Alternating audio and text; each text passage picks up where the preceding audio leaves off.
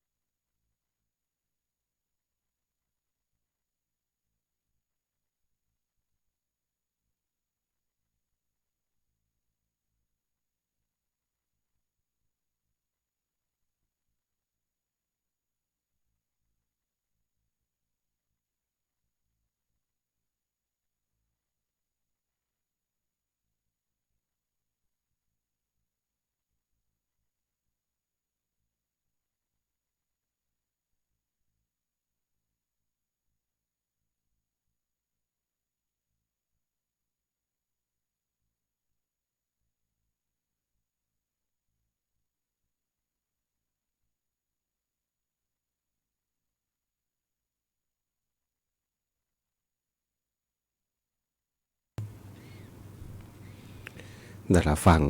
ผ่านไปครับนะกับงานเพลงล้างบางของวงคาราบาวนะครับที่ท่านผู้ฟังถามถึงเข้ามาครับนะจะรีบล้างไปไหนเนี่ย เนาะขอบคุณผู้ฟังนะที่ติดตามรับฟังรายการรักสิ่งแวดล้อมทางสวทแพร่ FM 91 เมกะเฮิรตซ์ครับนะคุณผู้ฟังนะสามารถที่จะรับฟังได้ทุกวันจันทร์จนถึงวันศุกร์ครับหลังจากรับฟังข่าว 9 นาฬิกาถึงเวลา 10 นาฬิกานะครับนะช่วงนี้นี่ฝนฟ้าเนาะตกลงมาเกือบทุกวันเนาะนะครับมีฝนตกลงมาแต่ว่าตกมาดีไม่ดี น้ำท่าจะได้ดินชุ่มชื้นเนาะนะครับนะดับฝุ่นดับควันทั้งหลายนะปัญหา PM 2.5 ที่เราบ่นกันมาตั้งแต่ปลายเดือนมกราคมนะมาจนถึงนะเมษานะเมษาหลังสงกรานต์เนาะหลังสงกรานต์ก็ยังมีฝุ่นละอองเยอะอยู่เนาะช่วงนั้นนะแต่พอฝนมาเนี่ยนะสักสัปดาห์นึงแล้วเนาะประมาณสักสัปดาห์นะมีฝนตกเราบอกว่าก็ถือว่าเป็นลักษณะฝนทั่วฟ้าก็ได้นะ เห็นข่าวพยากรณ์อากาศในวันนี้นี่บอก 60%นี่เรียกว่าทั่วประเทศเลยเนาะ 60%หมายถึงทุกภูมิภาคเนี่ยนะที่เขาพยากรณ์ไว้เนี่ยก็อย่างน้อยก็มีฝนตกมาก็ทำให้มีความชุ่มชื้นเกิดขึ้นนะต้นไม้ใบหญ้าต่างๆก็เขียวขจีนะแต่ว่าสิ่งที่ตามมาตอนนี้นี่ต้องบอกว่ายุงเนาะยุงเยอะขึ้นนะเพราะมีแหล่งที่วางไข่นะแหล่งเพาะพันธุ์ยุงไม่ว่าจะเป็นยุงลายยุงอะไรก็ตามเถอะเนาะลองในกัดมันก็คันอย่างนั้นนะ บางคนแพ้อีกต่างหากนะแพ้นะเนาะนะก็ช่วงนี้ต้องบอกว่านะอย่างน้อยก็ต้องป้องกันบ้างเนาะนะครับนะบางทีก็ต้องไม่ต้องรออสมมาเห็นอะไรนะคว่ำกะโหลกกะลาเดี๋ยวนี้กะลาก็ไม่ค่อยมี เป็นยางรถยนต์นะเป็นกระป๋องเป็นอะไรไม่รู้ภาชนะที่ใช้แล้วพลาสติกทั้งหลายนะบางทีมันน้ำมันขังเนาะน้ำขังแล้วก็ยุงวางไข่ย้อนแต่ภาชนะเหล่านี้เลยนะบ้านใครที่มีสวนเป็นกล้วยนะตัดใบตองนะผมสังเกตดูละเนาะโอ้มีน้ำขังมีลูกน้ำยุงด้วยเนาะเอามีดจิ้มมันทะลุก็จะเอามีจิ้มมันทะลุไปเนาะน้ำมันขังเพราะมันฝนมันตกกับทุกวันเนาะพอมีฝนตกลงมาแล้วมันอยู่ในที่ร่มนะบางทีน้ำก็ไม่ระเหยไปง่ายๆหรอกนะแล้วยุงก็นะมันก็เร็วเหลือเกินเลย อย่างน้อยก็ถ้าทำให้มันทุกหลังคาเรือนเนี่ยนะผมก็เชื่อว่ายุงก็จะน้อยลงเนาะเพราะว่ามันไม่มีที่จะวางไข่นะมันก็เหมือนหน้าแล้งเนาะไม่มีที่วางไข่มันก็น้อยลงไปเองแต่ว่าตอนนี้ยุงเยอะนะสิ่งที่เขากังวลก็คือยุงที่เป็นพาหะนำโรคนะโดยเฉพาะโรคไข้เลือดออกนะที่มันไม่มียารักษาเนาะลองที่เป็นแล้วก็ต้องรักษาไปตามอาการแล้วก็มีความเสี่ยงนะเป็นถึงกับเสียชีวิตได้เหมือนกันเนาะเสี่ยงได้นะครับนะอันนี้ก็เป็นสิ่งหนึ่งที่ต้องระมัดระวังแล้วก็ใช้ว่าจะเกิดขึ้นกับเด็กเนาะยุคสมัยนี้นะไข้เลือดออกก็เป็นกับผู้ใหญ่ได้นะครับก็ด้วยความเป็นห่วงเป็นใยกันเนาะช่วงนี้ฝนตกยุงเยอะ ไปฟังเพลงกันต่อนะงานเพลงนี้ของคันไถไหมนะของเพลงเลิกให้ได้นะครับนะสำหรับท่านผู้ฟังที่ถามถึงเข้ามาครับ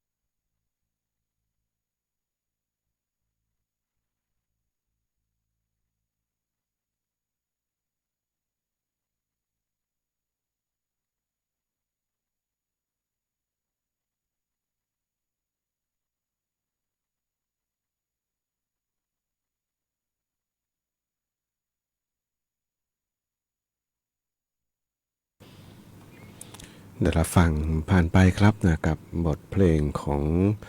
คุณปู่พงษ์สิทธิ์คัมภีร์นะครับที่ท่านผู้ฟังได้ถามถึงเข้ามากับช่วงเวลาของรายการรักสิ่งแวดล้อมครับนะวันเวลานะเป็นเพลงดนตรีนี่หนักแน่น นะก็ขอบคุณผู้ฟังอีกครั้งหนึ่งนะในการติดตามรับฟังรายการรักสิ่งแวดล้อมครับนะช่วงนี้เรื่องของฝุ่นละอองฝุ่นควันทั้งหลายนี่นะคงไม่มีใครบ่นละ อาจจะมีบ้างนะตรงที่ว่าพวกอะไรนะเขาเรียกเผาพวกขยะเนาะขยะเนี่ยโอ้กลิ่นมันนะต้องบอกปวดหัวเลยล่ะ กลิ่นขยะการเผาเนี่ยเดี๋ยวนี้ไม่ค่อยมีเนาะน้อยลงมากละนะส่วนใหญ่จะฝังกลบนะยกเว้นเป็นในชุมชนในหมู่บ้านบ้างนะบางหลังคาเรือนอาจจะยังมีบ้างนะครับแต่ก็น้อยมากนะเพราะว่ามีตัวส่วนใหญ่จะเป็นอบต.เทศบาลนะปกครองท้องถิ่นทั้งหลายนะเขาจะมีระบบการจัดเก็บนะครับแล้วก็เปลี่ยนแปลงไปเยอะเนาะระบบต่างๆนะครับนะถ้าเป็นอดีตก็บางบ้านก็แต่ฝังกลบน้อยเนาะในอดีตเนี่ยนะส่วนจะเผานะก็เปลี่ยนไปเนาะยุคสมัยเปลี่ยนการเป็นอยู่ชีวิตต่างๆนะครับนะระบบสาธารณสุขที่ดีขึ้นมานะครับมาพูดถึงพอดีช่วงวันหยุดเนาะวันเสาร์นะทางนายกรัฐมนตรีนี่ลงพื้นที่จันทบุรีนะครับนะหลายคนนี่โดยเฉพาะที่ช่วงโรงเรียนที่ปิดเทอมอยู่เนาะบางคนก็ไปเที่ยวทะเลไปเที่ยวระยองเที่ยวทางจันทบุรีเนี่ยเป็นแหล่งผลไม้เนาะแหล่งรวมผลไม้เลยเพราะว่าทางนั้นดินจะอุดมสมบูรณ์เนาะแล้วก็ผลไม้ราคาก็ผมว่ามันก็บางทีก็พอๆบ้านเรานะเนาะเพียงแต่ว่ามันมีให้เลือกเยอะนะเพราะบางทีเวลาคนก็ไปซื้อมาขายเนี่ยนะเขาจะซื้อได้ในราคาที่ถูกกว่าเราไปซื้อนะแล้วก็มาขายเนี่ยก็คิดแค่อะไรนะค่าน้ำมันรถค่าขนส่งที่เพิ่มขึ้นมานะถ้าเทียบกับเราไปซื้อถึงแหล่งเนี่ยบางทีก็ราคาไม่ต่างกันเท่าไหร่หรอกถ้าตั้งใจไปซื้อเนี่ยบางทีไม่คุ้มเลยซ้ำไปเนาะแต่ถ้าไปเที่ยวแล้วเนาะไปซื้อหามาเนี่ยมันก็มีเยอะเนาะช่วงนี้นะผลไม้รากไม้เริ่มที่จะทยอยออกมาเนาะเห็นบางคนอะไรครับพิมพ์ไว้บน Facebook นะบอกใครเอามะม่วงมาแจกมาให้เนี่ยมีโกรธด้วย นั่นหมายถึงอะไรหมายถึงว่ามะม่วงมันเยอะมากในปีนี้เนาะติดมากจริงๆเนาะนะผลผลิตออกมานี่เอาละนะเราแบบปลูกแบบชาวบ้านเนี่ยนะมันก็ยังเยอะเลยอะนะภาษาอะไรกับคนที่ทำสวนเนาะนะครับนะเขาดูแลกรรมวิธีต่างๆที่ดูแลเต็มที่เลยเนี่ยผมว่าเยอะแหละ นะแต่ว่าเขาถ้าคนปลูกจำหน่ายเนี่ยก็จะมีก็เรียกกรรมวิธีเนาะในการบริหารจัดการเขาเนาะมันไม่ติดเยอะกว่าเดิมหรอกนะส่วนใหญ่ก็จะตัดทิ้งเอาติดแค่ช่อละลูกประมาณนี้เนาะเพื่อให้ผลผลิตมันได้คุณภาพเนาะอันนั้นเขาปลูกขายแต่ถ้าเป็นแบบประชาชนปลูกแบบมือสมัครเล่นอย่างเราเนี่ยก็ติดยิ่งเยอะยิ่งรู้สึกดี จะเด็ดทิ้งแต่ได้นะแต่สุดท้ายลูกมันเล็กหมดนะนะแต่ว่าเยอะไม่เยอะนะปีนี้เนี่ยมองไปบ้านไหนก็นะไม่ว่าจะเป็นลำไยมะม่วงที่เห็นเป็นผลไม้พื้นเมืองทั่วไปที่ปลูกกันทางเหนือนี่นะติดเต็มต้นหมดเนาะลำไยก็เต็มต้นหมดเนาะลำไยมะม่วงอะไรอีกล่ะเนาะผลผลิตปีนี้เนี่ยน่าจะเยอะละ นะก็ถือว่าอย่างน้อยก็ทำให้แต่เกษตรกรไม่ดีแน่เนาะราคาถูกนะแต่ว่าผู้บริโภคนี่แหละเนาะก็บริโภคเขาบอกบริโภคผลไม้ไทยนะนายกรัฐมนตรีบอกส่งเสริมให้คนไทยบริโภคผลไม้ไทยแล้วก็มีการสนับสนุนในการส่งออกนะครับส่งออกโดยเฉพาะอย่างทุเรียนเนี่ยนะปีนี้ก็ว่าจะมีเยอะอยู่นะแต่ว่าก็นั่นแหละเนาะกระบวนการทั้งหลายในการส่งออกก็ไม่ง่ายนะไม่ง่ายแล้วก็บางทีก็ต้องตำหนิบางคนจริงๆเนาะการส่งที่ไม่มีคุณภาพไปปุ๊บทีนี้มันก็เหมือนกับเขาเรียกอะไรเหมือนเด็กเลี้ยงแก่ นะคือโกหกสักครั้งเนี่ยต่อไปเขาไม่เชื่อแล้วเนาะมันก็ยากเนาะก็ต้องใช้ความซื่อสัตย์นะเป็นหลักนะครับนะปีนี้ผลไม้เยอะแน่นอนเนาะก็ช่วยกันเนาะบริโภคผลไม้ไทยแล้วก็หวังว่าจะมีก็แล้วมีวิธีการในการที่จะจำหน่ายเนาะนะอย่างเช่นใช้ในอดีตจะมีอะไรไปรษณีย์เนาะไปรษณีย์ก็ส่งของอยู่แล้วเนาะแล้ววันนี้ก็จะเป็นทาง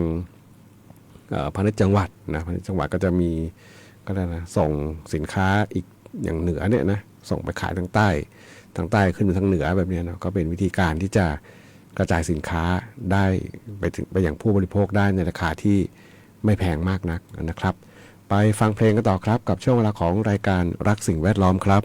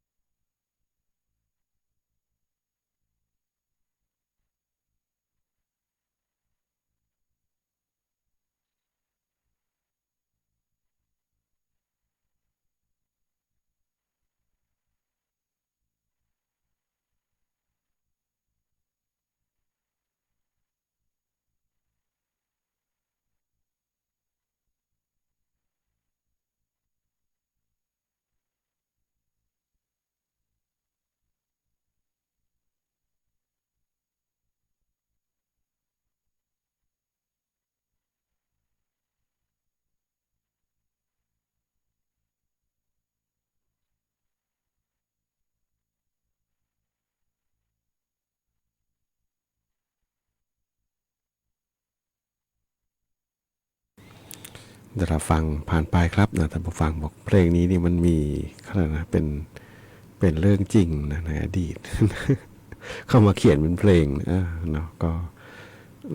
นะพูดถึงปัญหาสังคมทุกวันนี้นะ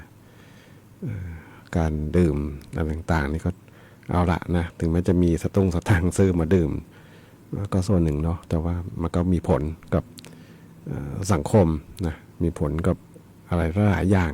นะครับนะแล้วก็มันจะลามไปถึงอย่างอื่นด้วยเนาะปัญหายาเสพติดปัญหาอะไรที่มันเกี่ยวข้องกับสังคมเนาะตรงวันที่ดูข่าวนี่เห็น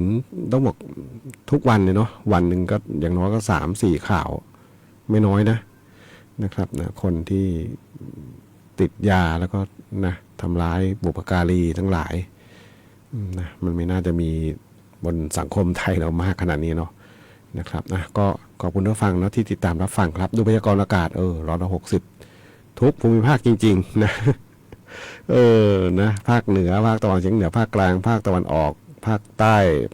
ต้ฝั่งตะวันตกกรุงเทพปริมณฑลตัวเลข60%ของพื้นที่ทั้งนั้นเลยเนาะเท่ากับ60พื้นที่ทั่วประเทศนะฝนฟ้าในวันนี้ถึงวันพรุ่งนี้นะแต่6นาฬิกาวันนี้ถึง6นาฬิกาวันพรุ่งนี้นะครับไม่ผิดจริงๆเนาะฟังข่าววิทยุประเทศไทยเมื่อเช้าที่บอก160ทั่วประเทศนะเขาสรุปเลยแป๊บ 60จริงๆเนาะก็นะช่วงฤดูฝนนะครับนะดูแลสุขภาพร่างกายกันแล้วก็อย่าให้ยุงกัดเนาะยุงลายเป็นพาหะนำโรคไข้เลือดออกนะครับ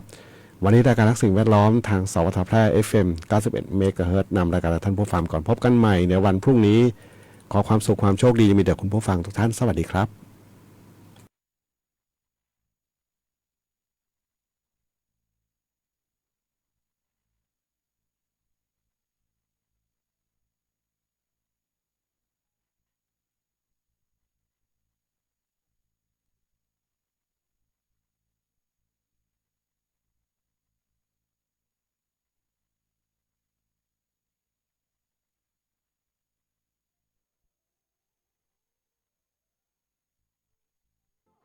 ประเทศ